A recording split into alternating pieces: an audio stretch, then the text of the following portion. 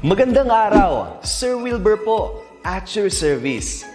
Narito ang ETUlay upang gabayan ka sa inyong pag-aaral upang lubos na maunawaan ang iba't ibang paksa o subject. Ang ETUlay ay isang free online tutorial class na pinangungunahan ng DepEd Educational Technology Unit sa pamumuno ni Undersecretary Elaine Del B. Pascua. Ang programang ito ay hindi lamang para sa mga bata, kundi ito rin ay magsisilbing gabay sa mga magulang at mga guro kung paano nila ituturo o gagabayan sa bawat asignatura ang kanilang mga anak o mga estudyante. Sa kasalukuyan, ang self-learning module mula sa rehiyon ng Calabarzon at kilala sa tawag na pivot ang ginagamit sa ating ETUlay online class. Kaya ano pang hinihintay ninyo? Ihanda na ang inyong mga ballpen o lapis, papel o kwaderno at samahan kaming itulay ang pagkatuto para sa bawat batang Pilipino. Sama-sama tayong magtutulungan para malampasan ang mga hamon sa panahong ito. Halina't matuto kasama ang inyong online tutor sa oras na ito.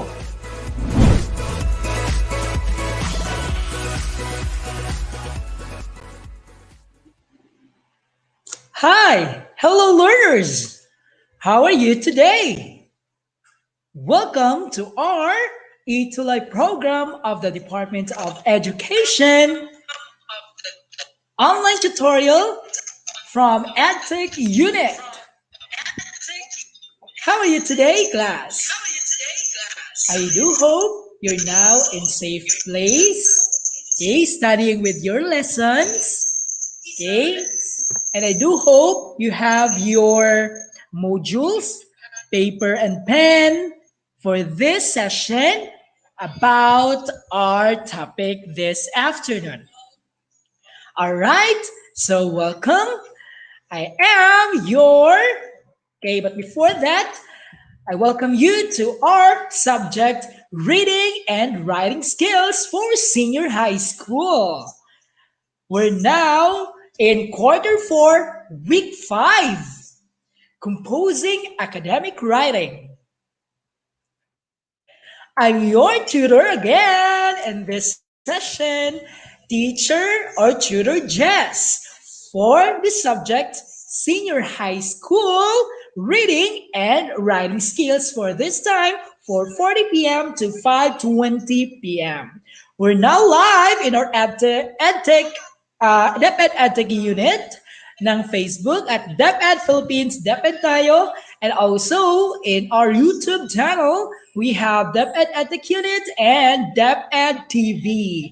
Hello everyone, students, and to all our viewers right now, including you, our dearest parents and teachers who are supporting their children or students right now.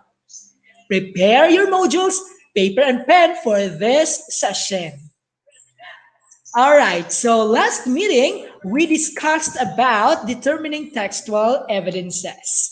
But before we have our review, may we have the shout out from Jana Clemente from Canlubang Elementary School. Hello, Jana, and we have also Sir and our tutor, Sir Jester Pagkaliwagan. Good afternoon. Good afternoon, Kuya Jester. All right, we have also Biasi. Good afternoon, watching from Liano Elementary School, Caloocan City. And we have also, sir, good afternoon, watching from Pampanga, Sir RJ. Hello. So thank you so much for viewing right now of our subject, reading and writing skills. All right, everyone, after going through this module, you're expected to, 1, we are to identify the unique features, parts, and requirements in reading and writing a book review. Okay. Number 2 is to write a book review following the process approach to writing. Hi, Ricardo. Hello. How are you today? You are from the Yup National Integrated High School. And we have also Sofina Jana Liarena. So from Canlubang. I do hope you will be participating with our discussion this afternoon. All right. So number two, yeah, write a book review following pros approach to writing. And to achieve this, you are expected to do tasks and activities independently, which will help you master the above mentioned competency. All right, so next is number three, identify the unique features of literature review and its requirements that are useful across disciplines.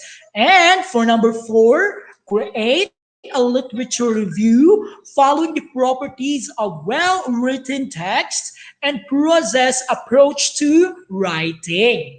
And thus, in this lesson, you are expected to write a simple yet comprehensible literature review. All right.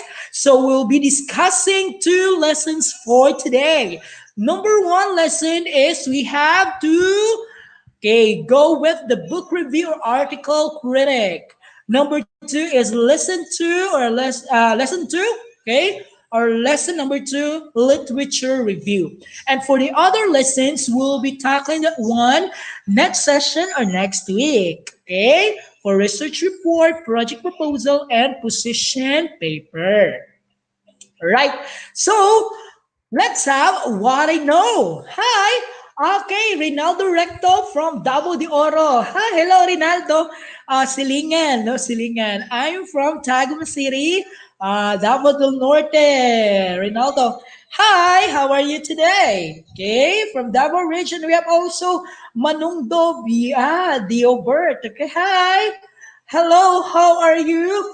From Kalasha Central School. I do hope you are now in safe place, safe place, and you're doing with your modules, or assisting with your students right now. All right. So directions: choose the letter of the best answer, then write the chosen letter on a separate sheet of paper. All right. So let's start. Let's get the ball rolling. Okay. Number one, it is a sneak peek of content of the book that includes relevant description as well as its overall perspective and purpose. All right, so this session or this time, this will serve as your, diagnostic exam test, no? Test or activity that will examine your prior knowledge and your learning about our lessons for today. Okay, is it letter A, book review, letter B, movie review, letter C, newspaper review, letter D, encyclopedia review? All right, so please choose now your answer out from our choices given.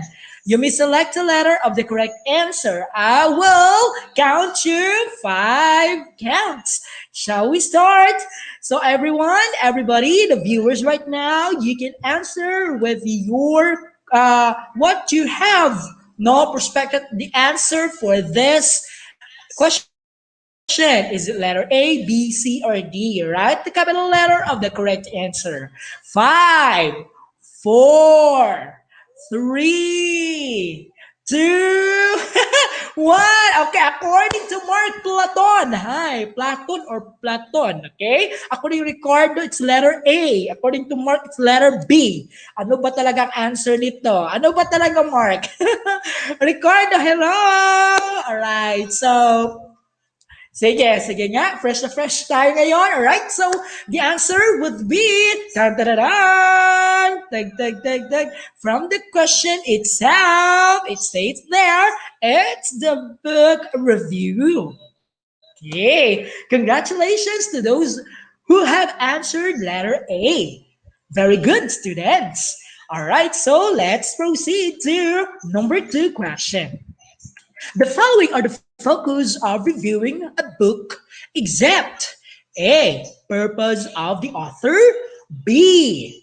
Content of the book or novel, C. Relevance of the issues, D. Title of the book or novel. All right, so go.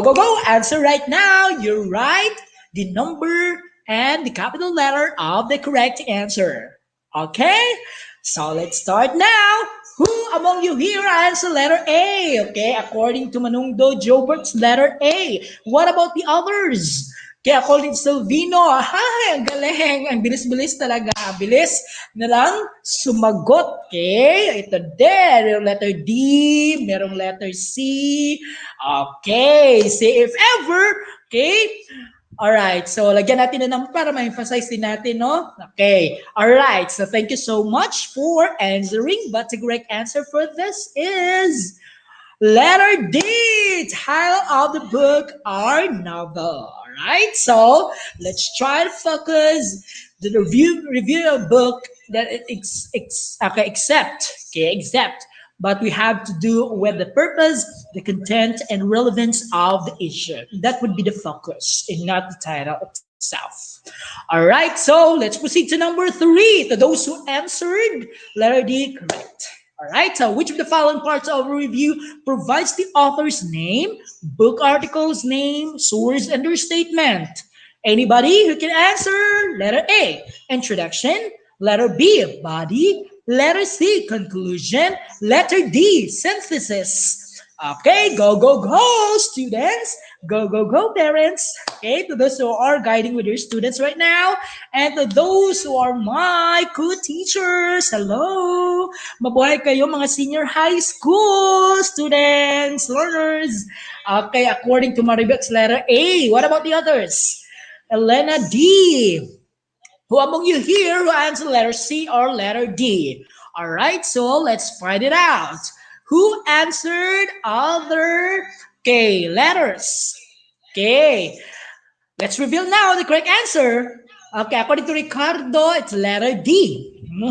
So let's try to check with your answer. According to Manungdo, it's letter B. Silvino, hi. C. The correct answer is it's letter A. Letter A is the correct answer. Okay, so let's go with the other questions here. All right, for number 4. For number 4, which of the okay, Samantha, hi! Congratulations. Yes, it's correct, Bora. Elena, which of the following does not describe the nature and purpose of literature review? Is letter A, it is a type of an academic essay. B, it synthesizes and evaluates the relevant scholarly paper on that topic. C, it contains some of the major concerns and debates within a discipline. D, it attempts to develop a new argument. Go, go, go! Let's try to answer this one for number 4. Does not describe the nature and purpose of literature review. Okay, go now, chat down in our comment box. What is your answer? According to Ricardo, ang bilis talaga mag-answer si Ricardo, it's letter D. What about the others? Habol tayo, habol. All right, so please find it out. What is the correct answer for this question? According to Samantha, it's letter D. Okay, what about the answer of the others? Let's try to check. Elena, it's letter A. Okay. Alright, so, yes, bumabot pa si Jobert, letter C. Tingnan natin what is the correct answer. Alright, it is letter A. It is a type of academic essay. So since it's a literature review and it does not describe the nature and purpose of our literature review, okay? So it synthesizes, it contains the major concerns, and it attempts to develop a new argument. So it's letter A is the correct answer. All right, number 5, why should students write a literature review? But kinakailangan natin mag-write ng literature review? All right, to show knowledge of the topic. B, to keep current or abreast with the times. C, to serve as stepping stone for further research. And letter D, all of the above. Go, go, go! What is your answer for this question? All right, anybody? Anybody from the group or viewers right now? Okay. Excuse me. According to Ricardo, it's letter D. Okay, according to Manongdo, Jobert, it's letter D also. What about the others? Okay. Hi, Samantha. It's letter D. All right. So okay, almost of you or all of you got the correct answer. It's letter D. Very good, students. You got the correct answer. Okay, it's letter D. What about number 6? This system provides a mean of identification for managing information on digital networks. Is it letter A, DOI, B, DTI, letter C, STI, letter D, FTI? Go! What is your answer for number 6? Is it letter A, DOI, letter B, DTI, letter C, STI, letter D, FTI? Go, go, go. What is your answer for this question, number 6? I think this part is the last question for our pre-test. Okay, anybody? Anybody from the group, the viewers who are watching right now? It's letter B according to Sofina Jane. What about the others? What about the others? Okay, their answers.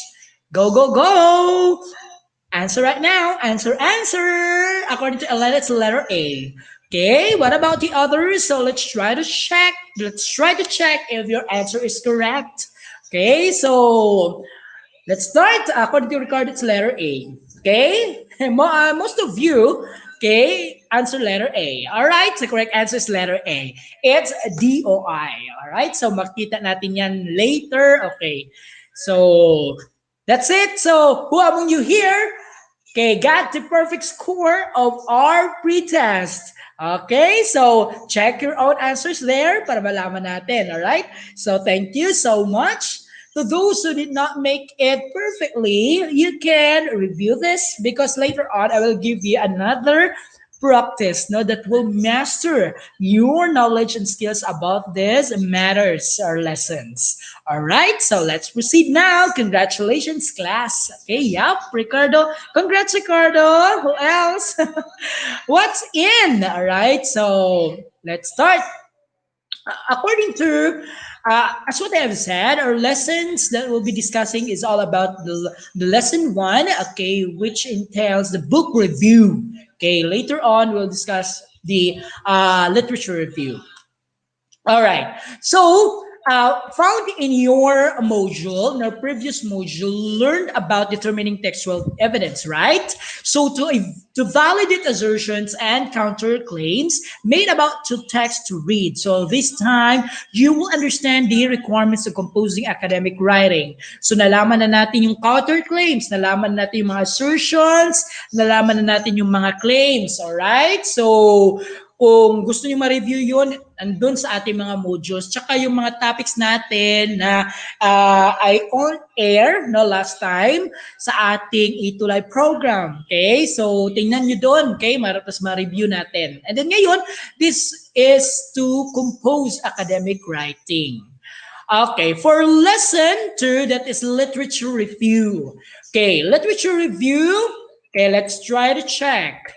In this lesson, you will be required to read a lot and learn how to write a literature review faithfully following few guidelines and unattached rubric.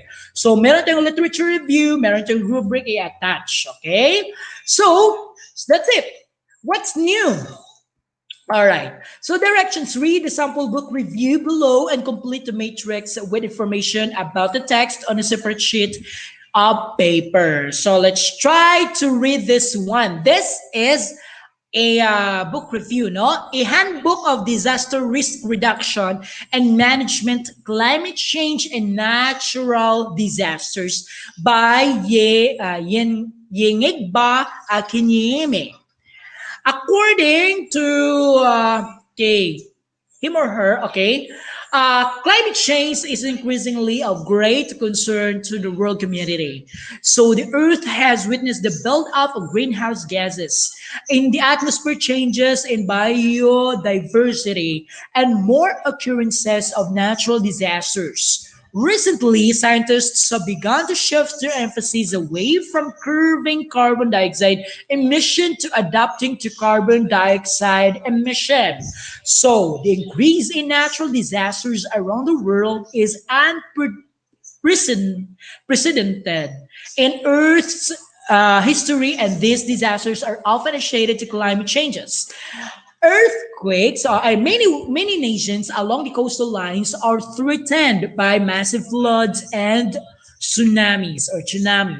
Okay, earthquakes are increasing in intensity, and erosion and droughts are problems in many parts of developing countries. So this book is therefore to investigate ways to prepare and effectively manage these disasters and possibly reduce their impacts. The book takes an in-depth look at climate change and its association to social, economic development and cultures, especially in vulnerable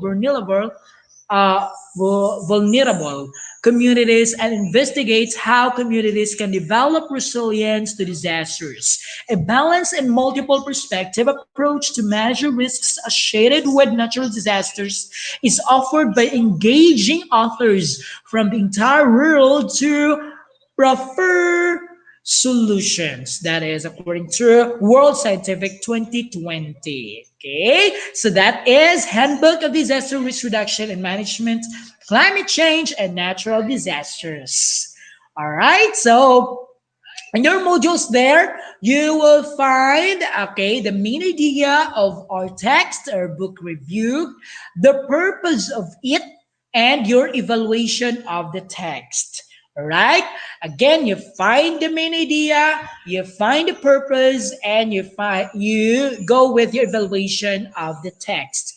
What's the main purpose of our topic there? What is our main idea and the purpose? Okay, tingnan natin. All right. So it's up to you in there. Okay, makita natin sa ating text. All right. Answer the following questions and write them on a sheet of paper. Number 1 question is, what skills did you apply in the activity? Ano bang skills natin na-apply sa activity while nagbabasa tayo sa ating book review ng ating text? Okay, ano bang yung mga skills did you apply? And number 2, how were you able to come up with responses needed for the activity? Okay, your answers may vary in accordance to your skills, in accordance to your ability, and yung mga questions gaya ng paano ba kinuha, o ano ba yung mga main topic, ano ba yung purpose. Okay, so yun yung mga previous topics natin discuss, no? So, dapat alam nyo kung paano kukuha ng main idea, ng purpose ng author, okay? And how are you able to come up with the response needed for the activity? Okay, so it may vary in your responses. Directions, list down the sources that you used in your grade 10 science investigatory project. Separate the sources taken from databases, websites, or textbooks. Okay, mag-list down na lang kayo, okay?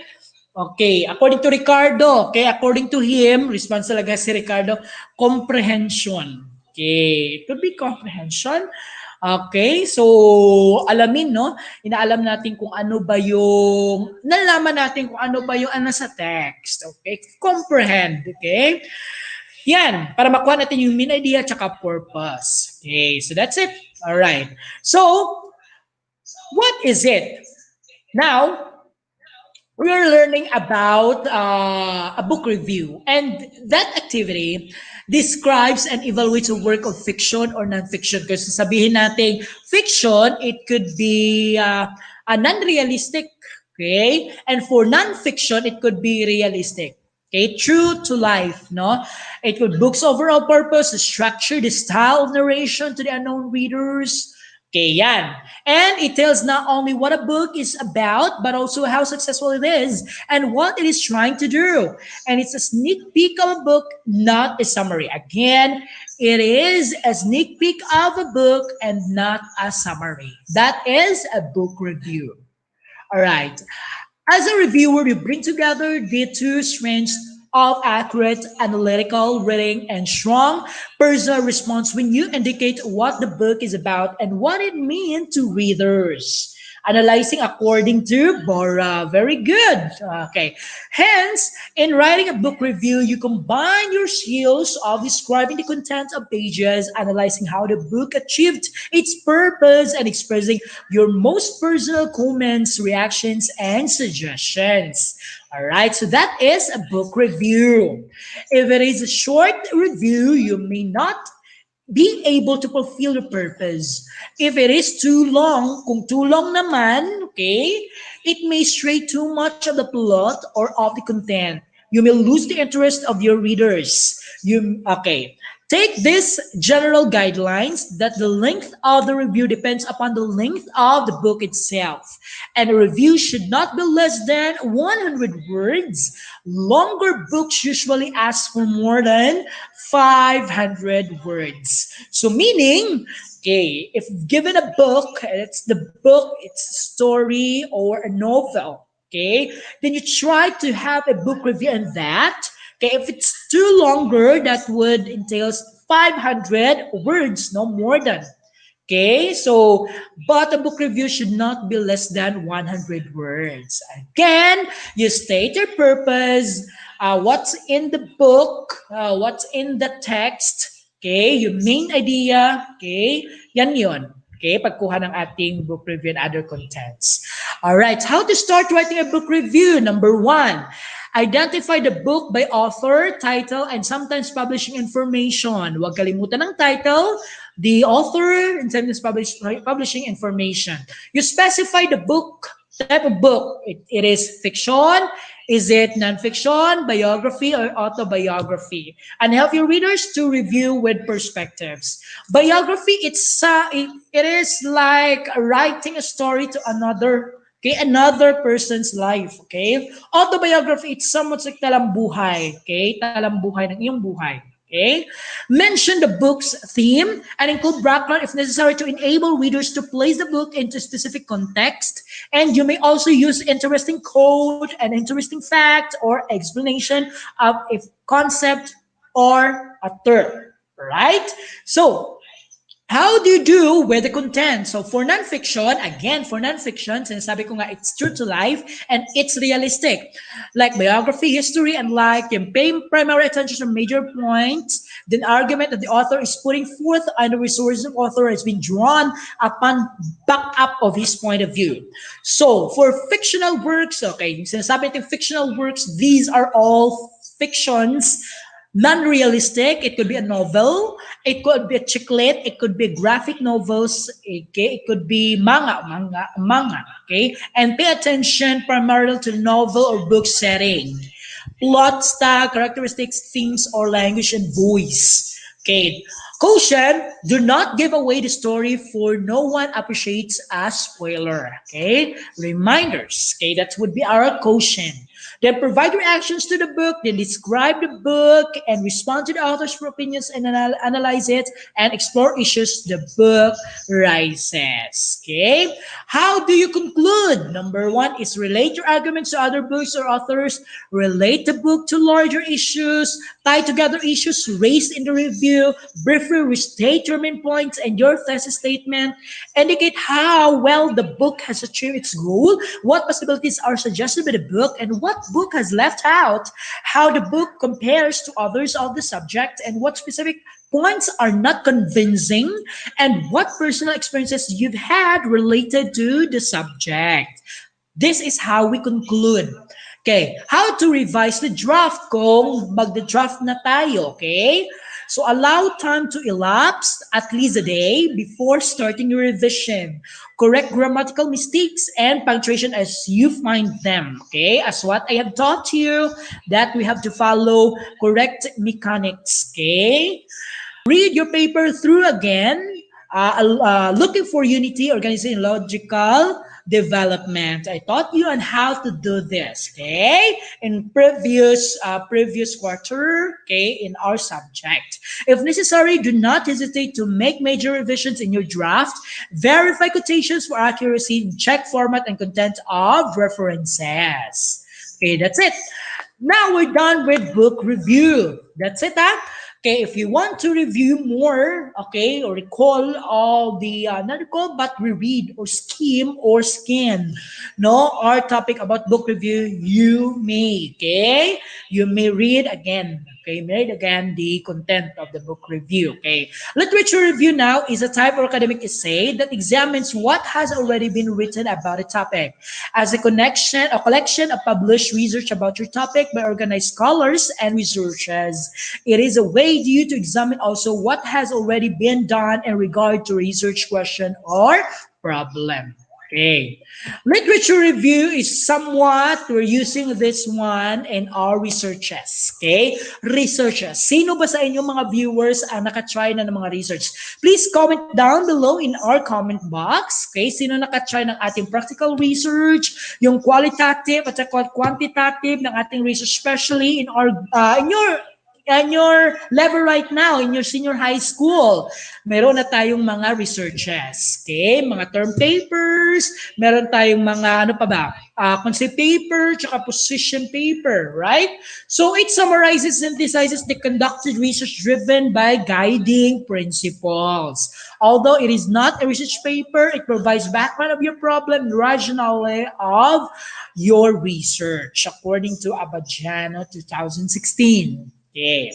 So literature reviews consist of the following components and its purpose. Number one, we have this introduction. You define the topic and the scope being considered, denotes intentional exclusions, states the general findings of the review and availability of the sources. And for the main body, it could be the organization or you organize the evaluation of the sources, whether chronological or thematical. Showcases a critical summary and evaluation of the research premise, methodology, and conclusion.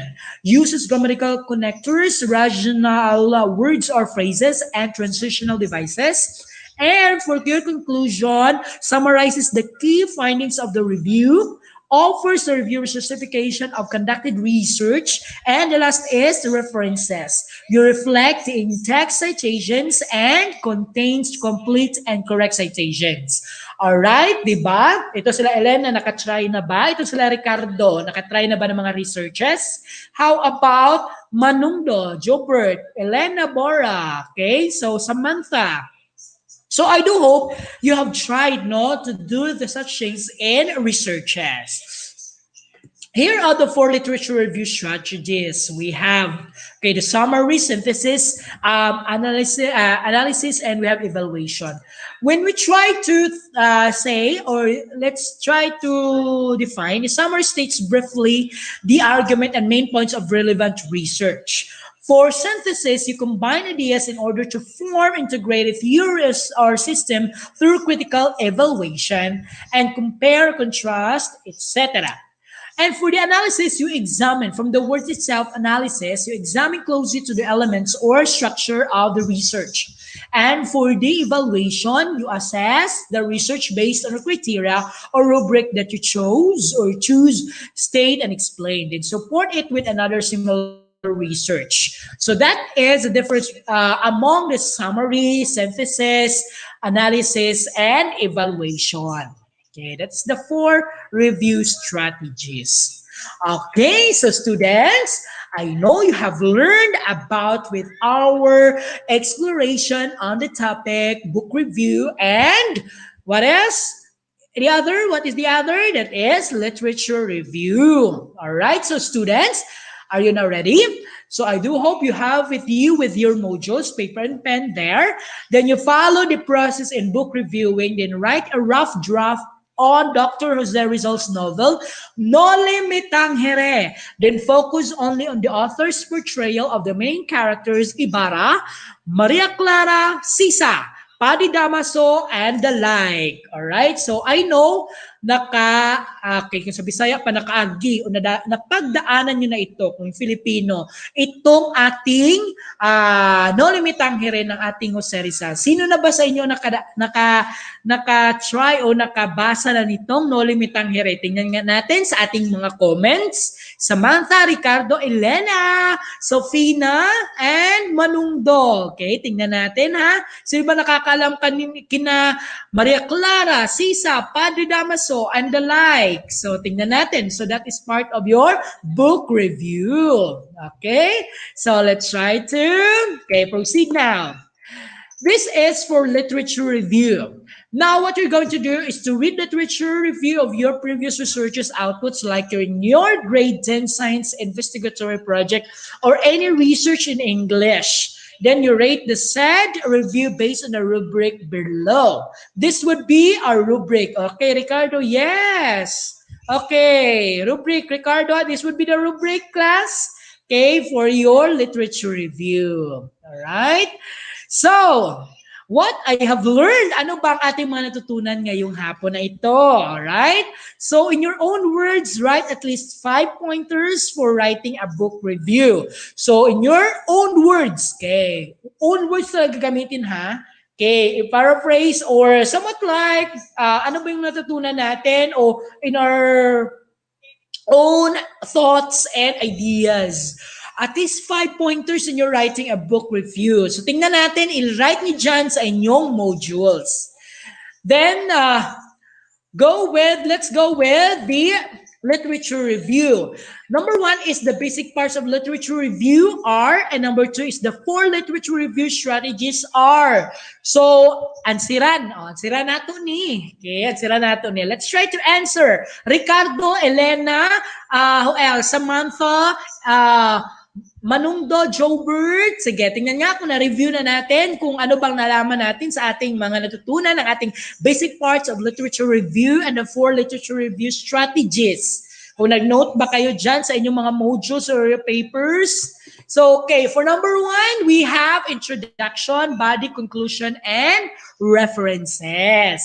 And for number 2, the 4 literature review strategies, we have summary, analysis, synthesis, and evaluation. Again, for the basic parts, we have introduction, body, and conclusion. And don't forget also the references.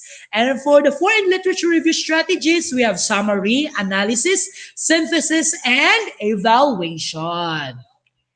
Okay, so what I can do? So, andyan yan sa inyong modules. Write a book review of a novel or a book that you like. Then you may choose to upload your output to your class group chat or to your school's Facebook page. So, yan ang paggawa ng ating book review. Kapag nakalimutan nyo, no, you review. Ganyan, ito, review. Recall and reread. Okay, our definition and our process and how to write a book review. Okay, i-upload nyo yan sa inyong class group chat or school's Facebook page. This would be the rubric. Okay, don't forget the introduction, the plot summary, the opinion or commentary, the spelling, and mechanics. And for our literature review, improve the literature review that you have evaluated and what's more, then please refer to the previous rubric for your guidance. Then don't forget to include the output in your portfolio. Okay, this would be part in your portfolio that you will include the outputs. Okay, so I do hope you're following with our instructions, class. And be productive, no? Okay, so this time, let's have the assessment. Alright, so handa na bang ating mga estudyante ng ating sa ang ating gagawing assessment? Okay, so get ready. And please try to comment down and write the capital letter of your answer. We will analyze now the paragraph and answer the following questions, then write it in your answer or statement or item. Okay. All right. So this would be, it is a sneak peek of the content of the book that includes relevant description as well as overall perspective and purpose. What is your answer, Ricardo, Elena, Samantha? We have also Manungdo, Jobert. Who else? All right. So please comment down with your answers with your letter of the correct answer, capital letter of the correct answer. All right, for our first question for this assessment, the correct answer, Ricardo, yes. Okay, very good, Ricardo. You're still here. And You got the correct answer. Very good, Ricardo. A big round of applause. All right. So number 2. Who else were there? Please comment down. We're now in our assessment. Okay, number 2, what are the following are focus of reviewing a book except A, purpose of the author, B, title of the book, C, relevance of the issues, D, content of the book or novel. According to Solenz Maria, it's letter D. What about Ricardo? Okay, kanina pa ito, right? Sige, tingnan natin. It's letter B, title of the book or novel. Okay, that is not our focus. Okay. But it may include, okay? Okay, it may include. Okay, B, salamat. Salamat, Solens. Very good. You get the correct answer. Number 3, which of the following parts of review provides the author's name, book, articles, name, source, and their statement? A, introduction. Yung makikita natin yung name ng author, book, articles, name, source, and their statement. Is it letter A, introduction? Letter B, body, letter C, conclusion, letter D, synthesis. Go, go, go! You find the correct answer, class. What is the correct answer? Okay, let's try to check. According to Solid's letter A. Okay, tingnan natin. It's letter A. Saan ka na, Ricardo? Elena? Okay, thank you so much. Okay, according to Rinaldo, it's letter A. Ligas si letter A, very good. Galing, andito na sila. Alright, nireview siguro nila yung mga natin. Okay, input. Alright, how long should a book review be? Okay, tingnan natin. Letter A, 50 words. Letter B, strictly 500 words. Letter C, 500 words or more.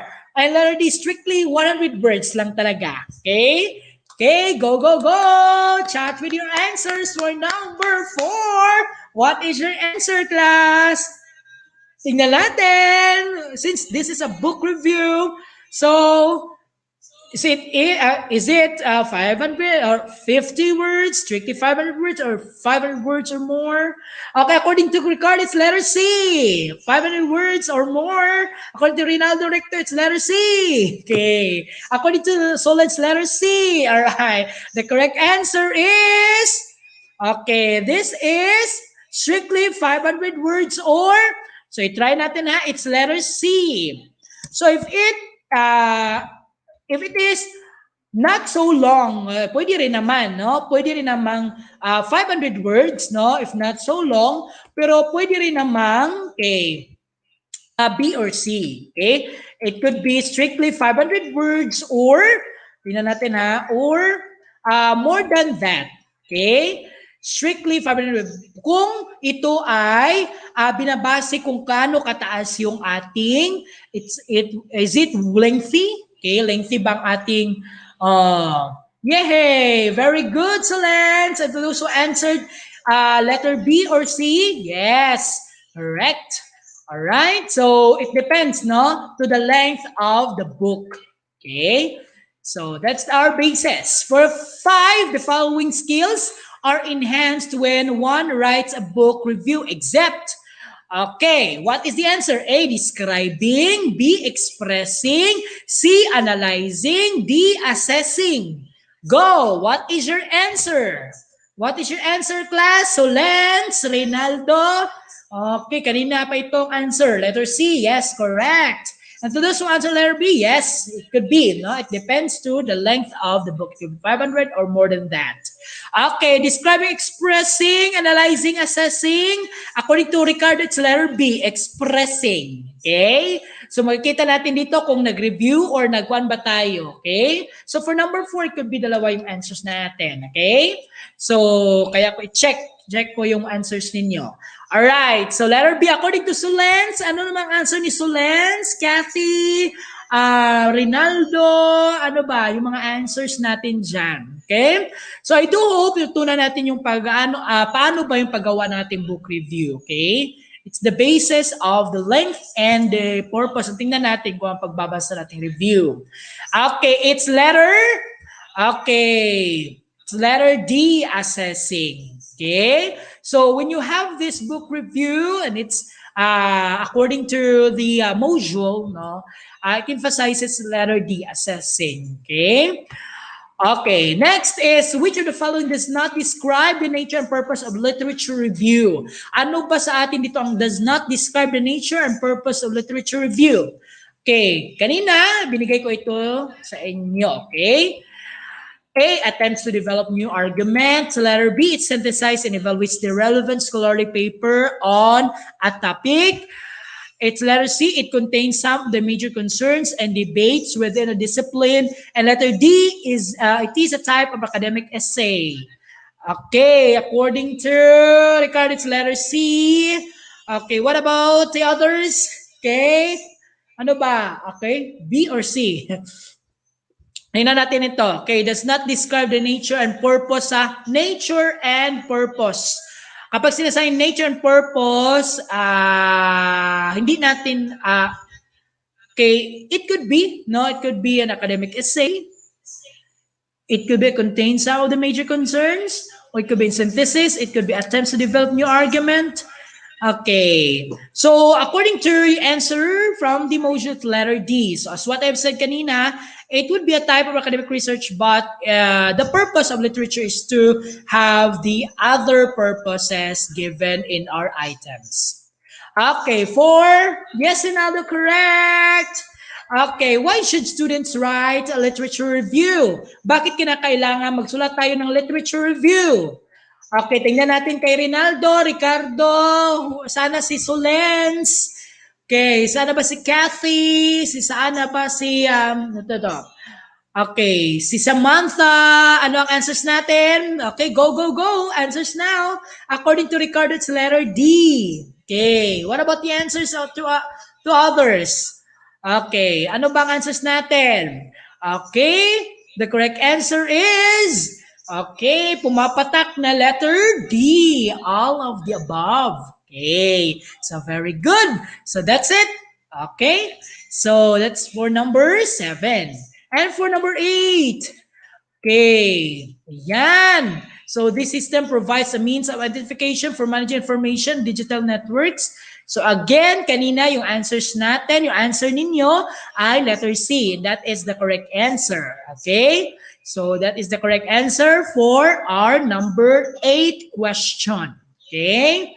Very good, Ricardo. Sana ba Solens? Yes, very good, Rinaldo. Okay, Solens. Okay, thank you. Sana ba Samantha? Okay.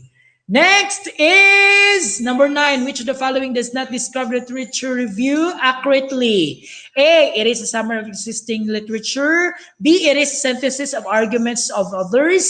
C, it is critical or analytical account of finished research. And letter D, it is an account of selection of writing relevant to your work. What is your answer?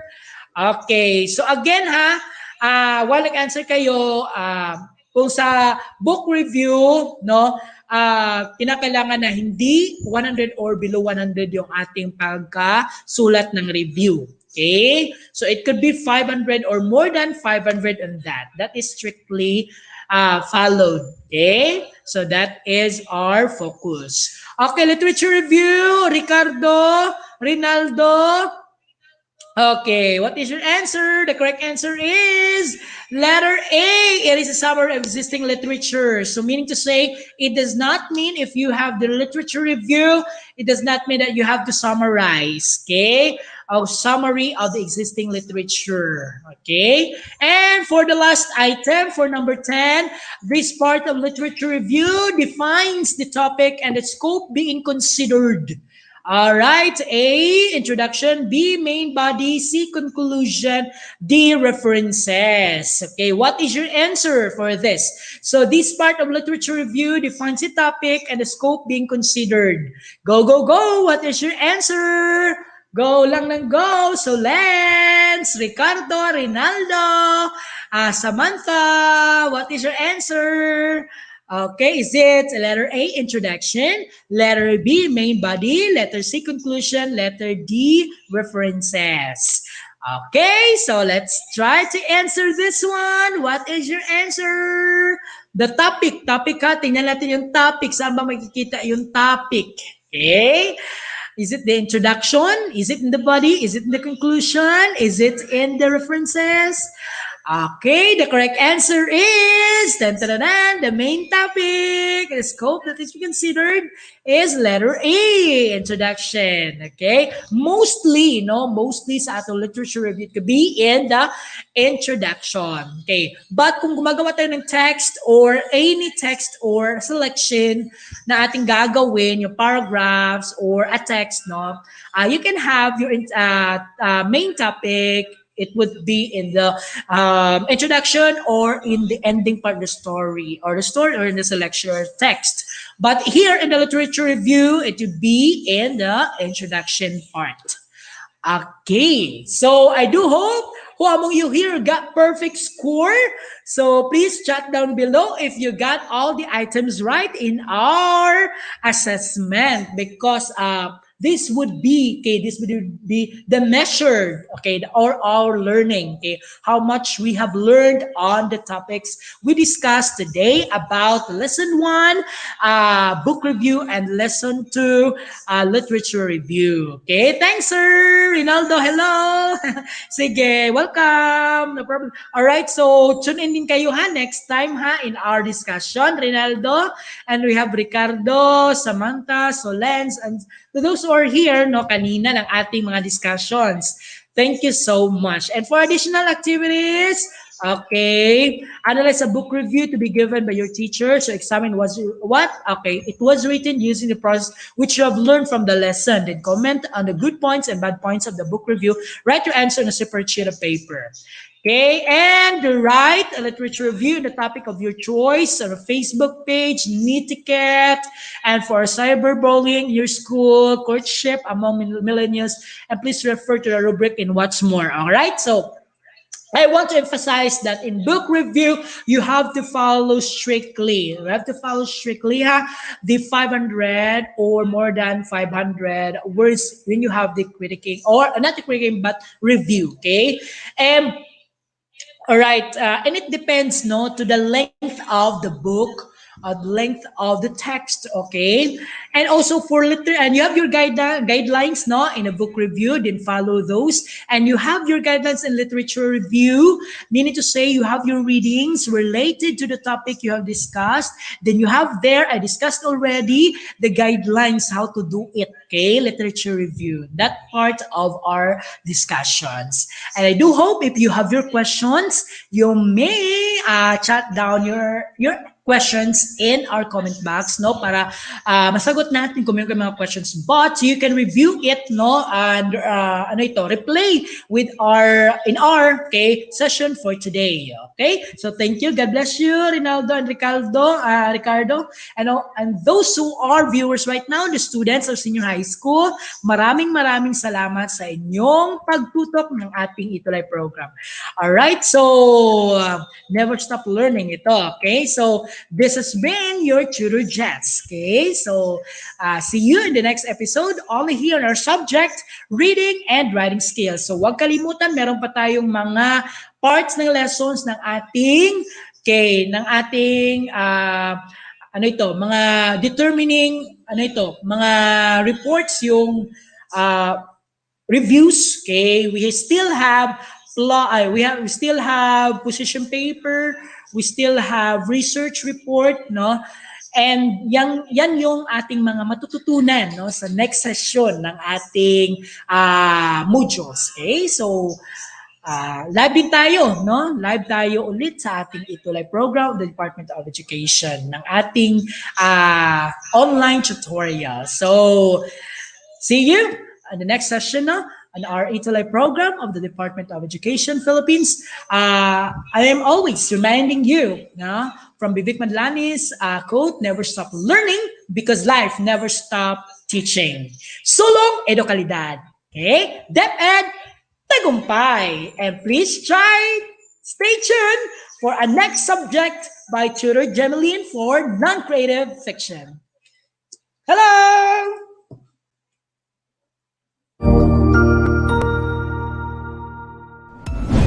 Sigurado ako na marami ka na namang natutuhan sa ating ETUlay tutorial session ngayong araw.